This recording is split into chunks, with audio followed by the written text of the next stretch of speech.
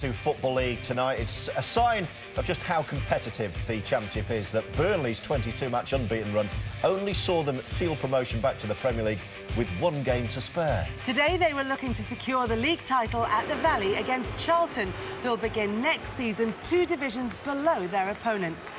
Commentary comes from David Prutton and Daniel Mann.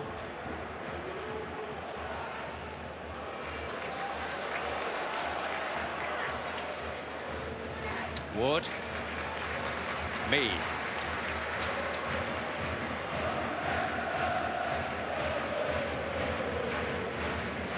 Here's Marnie again.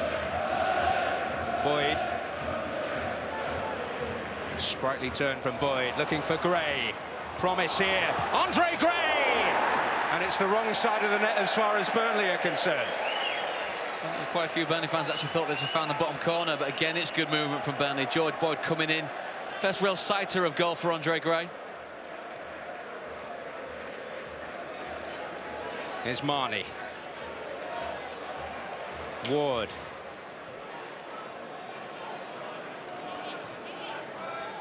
Arfield. Boyd. Ward. Dangerous. Volkes is there! There's no flag!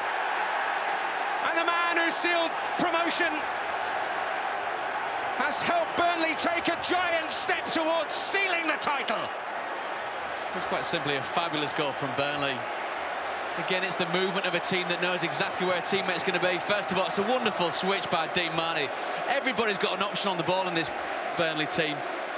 And just watch Stephen Ward carries his run on here. Scott Arfield pulls out, which allows him the space in the 18-yard box. And it's such a simple tapping for a man who scored a hell of a lot of goals this season for Burnley.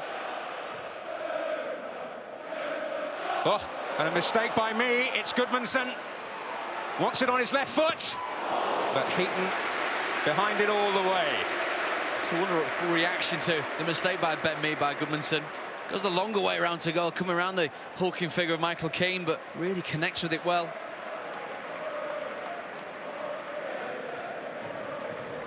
It's Goodmanson. Oh, that's a fine save by Heaton. The man voted the best goalkeeper in the division by his fellow pros, and you can see the reason why. Fine indeed, Dan. It's a good, strong right hand down. Pope able to gather. Now a potential speedy break on, which Goodmanson is leading. And it's a good ball into Lookman. Harriet's arriving. There he is! And Heaton to Burnley's rescue again. I'll tell you what, just watch Ademola Lookman. He checks, he waits, and knows exactly where his ball's going to go from Goodmanson, and it's a good release for Harriet. Just doesn't catch it anywhere near well enough.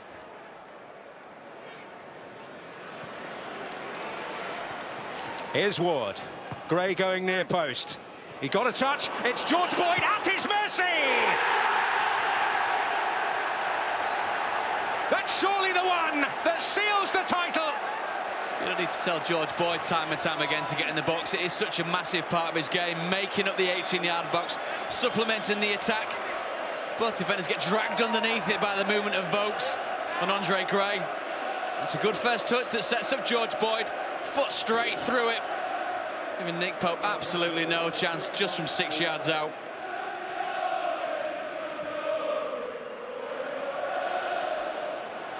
Well, here's Gray. The man of the season for the team of the season. Andre Gray seals the deal for Burnley. Talk about ruthless efficiency from their best player of the season. Their most effective signing. What has happened in this team since Andre Gray has come into it. Many a Burnley player can take the plaudits, but the tangible return of this man's sheer amount of goals. You give him half a chance. Wonderfully taken goal.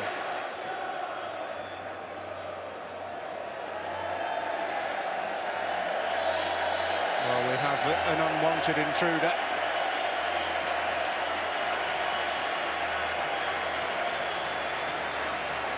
The message is clear, and they can make it in other ways rather than this.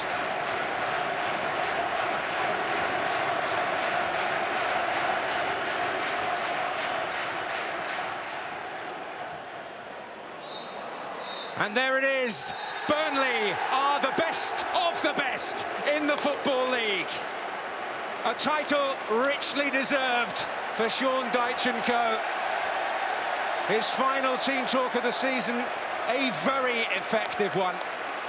They are back where they want to be, and they've done it with a degree of style.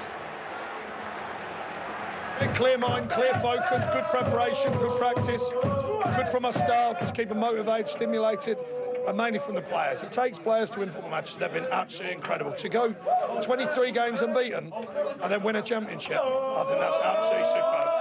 Is the crowd.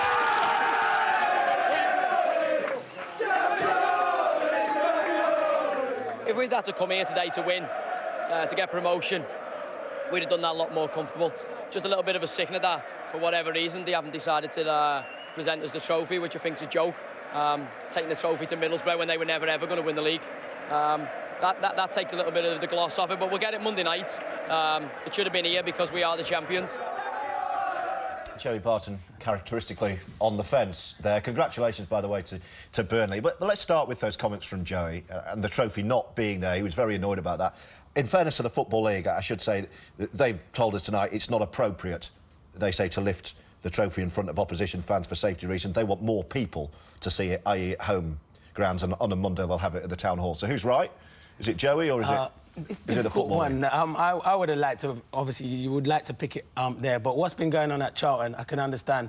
But then they did take it to Middlesbrough, and as Joey said, probably Burnley were in the driving seat. It's difficult. I would have personally liked it to get at my probably own ground. As a player, you would? What about you? I get it. I don't care if it's on the pitch or Monday night. But anything could have happened there today. I know. There was rumours of there could have been another big demonstration at the Valley today.